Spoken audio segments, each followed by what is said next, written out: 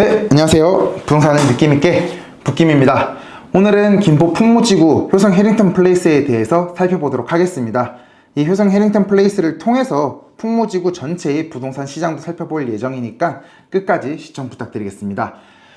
저희는 단순히 시세만 분석하는 것을 넘어서 데이터는 또 어떻게 되는지, 증권사나 건설사들은 이 사이트를 어떻게 평가하는지에 대해서 상세하게 말씀드리려 합니다. 바로 시작하겠습니다. 이제 김포시 풍무동에 위치해 있는 효성 해링턴 플레이스는 총 1769세대 29년에 입주가 예정되어 있습니다. 아직 착공도 안 하고 분양도 안 했는데 어떻게 29년 입주를 안 하냐고요? 저희가 PF 만기일을 보면 알 수 있습니다. PF 만기일까지는 책임준공이라는 것을 건설사는 진행을 해야 되고, 그때가 되면 입주를 할 수밖에 없겠죠. 시공사는 효성중공업이고 PF 규모는 약 5,280억이라고 언론에 보도된 바 있습니다. 메리츠증권에서 주관했으면서 4천억 정도가 메리츠에서 대출해인 금액으로 이야기가 되고 있는데, 이는 상당 부분 많은 액수에 대한 리스크를 메리츠가 진다라는 뜻입니다. 뉴스에는 분양볼 사업장으로 나와 있었는데 끼미분들이라면 아시죠? 공사비와 거의 유사한 규모의 PF 금액은 10중 8구 이제 기성불일 가능성이 높습니다. 만약 1800세대 정도가 이제 분양불로서 한다라고 하면 한 1500억에서 많아봤자 한 2000억 정도가 대출액으로 산정되는 것이 더 맞는 액수일 것입니다. 오늘의 주된 내용은 이곳의 현재 시세 그리고 시장 분석이니까 이제 좀 넘어가서 이야기해 보도록 하겠습니다. 효성 해링턴 플레이스가 자리 잡은 풍무지구는 마곡, DMC, 여의도까지 30분 내외로 가깝다라는 것이 특징입니다. 이제 최근에 여의도에 근무하는 사람들의 거주지를 분석한 자료가 있었는데 그 중에서 1등이 강서구라고 해요. 이러면은 역시 김포도 강서 다음으로 이제 여의도에서 가까운 곳이기 때문에 좀 더 인기를 끌 수 있지 않을까 생각을 한번 해봅니다.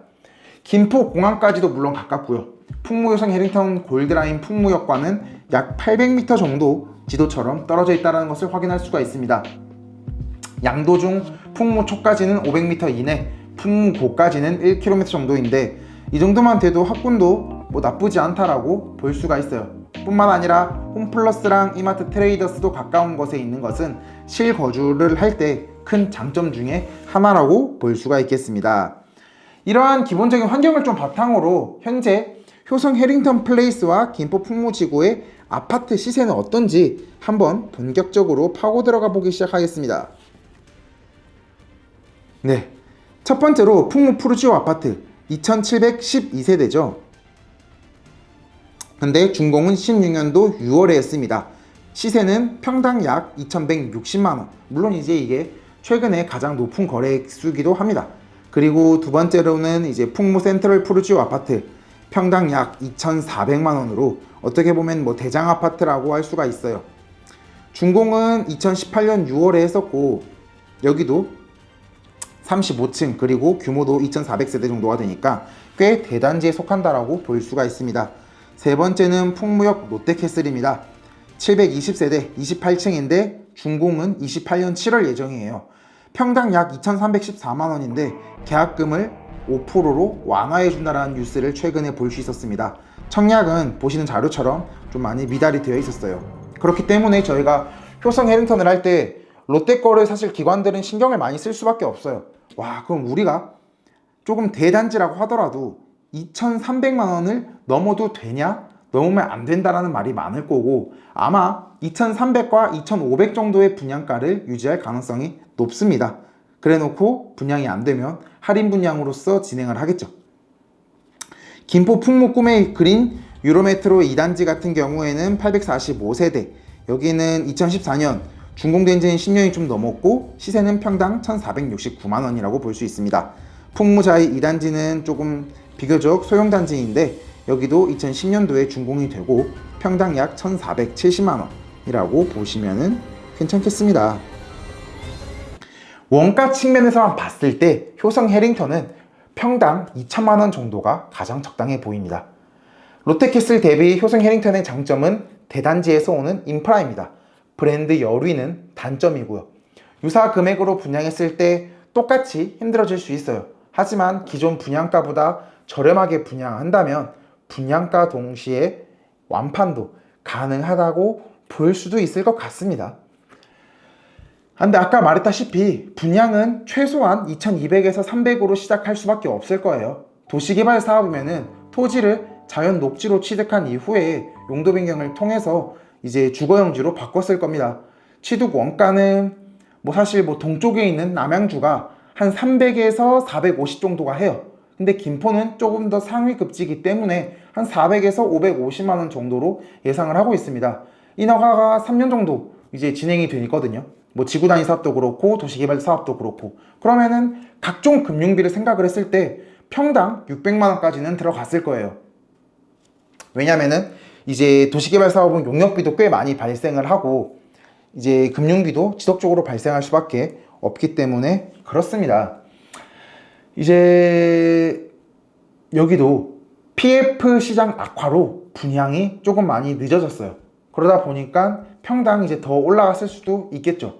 공사비 같은 경우에는 이 정도 규모는 이제 규모의 경제가 가능하기 때문에 한 600만 원 정도, 효성 정도면 한 600만 원의 공사가 가능할 겁니다. 그 다음에 각종 판매 관리비, 간접비, 설계비, 감리비 이런 것들이 있겠죠. 부대 비용 생각을 하면 최소 분양가가 2천만 원일 거예요. 근데 여기에서 마진을 붙여야겠죠.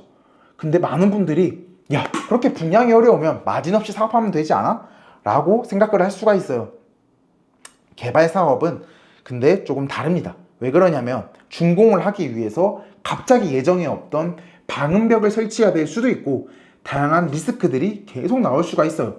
그 다음에 개발 분담금도 여기는 내야 되겠죠. 물론 이거는 원가를 차감한 금액으로 내기는 하지만 여하튼 간에 마진을 더 줄일 수 있는 요소임에는 틀림없습니다. 그렇기 때문에 시행자가 아니라 금융사나 시공사들이 최소 7%에서 8%의 마진을 보라고 말을 해요. 왜 그러냐면은 만약에 시행사가 이익이 없으면 끝이지만 그냥 단순 용역사인 시공사나 금융사 같은 경우에는 갑자기 방음벽을 지어야 되네? 그러면은 공사비를 덜 받을 수밖에 없는 거예요. 그러니까 마진 없이는 착공이 될 수가 없습니다. 그러면은 아까 10% 마진 생각하면 2200만 원이겠죠.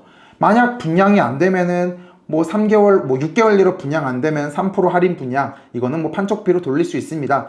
이러한 조건들을 많이 달 거예요. 이렇게 생각하면 2200에서 300으로 분양을 할 수밖에 없습니다. 물론 이 가격에 분양을 하면은 쉽지는 않겠죠. 최근에 이제 아파트값 오름세가 계속 되고 있다가 이번에 628 정책으로 인해서 다시 또 주춤하고 있죠. 그러다 보니까 아마 이 김포 효성 해링턴의 관계자들도 고민이 많을 거예요. 다만 우리는 이제 중도금 대출을 해도 총액이 6억이 안 되니까 조금 나을 수 있겠다라고 판단할 수 있는 여지는 충분합니다. 강남이 눌리면은 나머지도 풍선이 없다라는 사람들도 있고 그게 아니라 나머지 풍선으로 해서 김포가 더 좋아질 거라고 생각하시는 분들도 많더라고요. 이제 제가 아까 말씀드린 게 다 원가 베이스잖아요.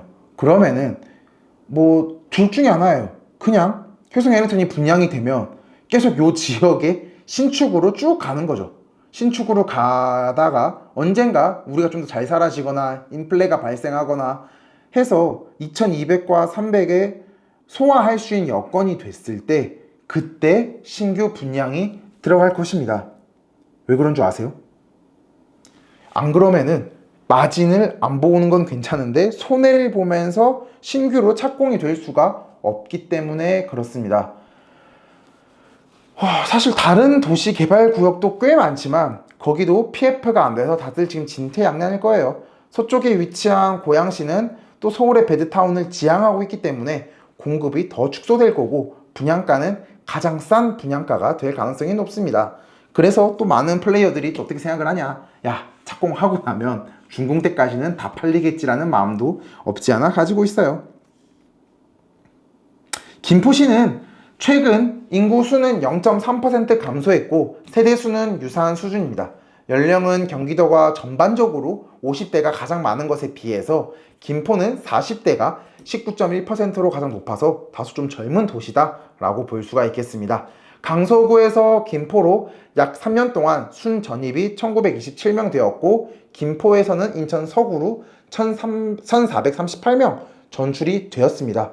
근데 이렇게 생각하면 또 어떤 게 있죠? 맞아요. 점점 서울에서 멀어지고 있는 엑소더스도 발생을 하고 있어요. 어떻게 보면 좀 밀려나는 거죠. 분양은 17년도에서 18년도 약 2만 7천 세대로 상당히 많이 좀 그때 공급이 됐었고, 입주는 2020년도에 가장 많았습니다. 미분양 자체는 적지만 23년 485세대로 뛰었다가 현재는 200세대 전후를 기록하고 있다는 게 특이점입니다. 김포시 같은 경우에는 어느 정도 좀 신도시에 가까워요. 31년 이상 된 아파트는 거의 없고 5년 이하의 아파트가 44.2%에 이르고 있습니다. 재개발 재건축이 되기보다는 도시개발 위주의 도시인 셈이죠. 오늘 우리는 김포 효성 해링턴 플레이스를 통해서 김포 풍무지구의 현재 시세도 파악을 할 수 있었고 원가, 도시개발까지 배울 수 있었습니다. 기관이 부동산 시장을 어떻게 분석하는지, 그리고 언제 뛰어드는지를 깊이 있게 살펴봐야지 저희가 리스크가 없습니다. 최근 아파트 값이 다시 꿈틀 올라갔다가 정책 때문에 내려갔다가 하고 있습니다.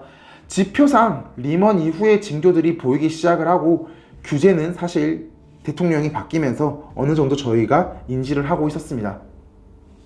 여기서 가장 조심해야 될 것은 또 성장 동력이에요. 리먼 때도 반도체가 있었지만 지금 트렌드인 AI의 상공 어느 정도 밀리고 있는 것은 기정사실입니다. 그렇기 때문에 이게 다시금 우리나라의 화랑이 돌아올까는 사실 저는 거의 50대 50이라고 생각을 해요.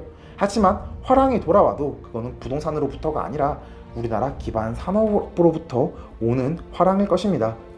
원가를 명확하게 파악하고 공급하는 사람들은 어떤 생각을 하는지 읽은 이후에 데이터로 결정을 하면은 저희가 위태로움은 없을 것이라고 확신합니다. 앞으로도 양질의 부동산 콘텐츠를 많이 들고 올 테니까 끝까지 한번 살펴봐 주시고, 또 궁금한 점이 있거나 다른 지역을 분석해 줬으면 좋겠다 라고 생각한다면 댓글로 남겨주세요.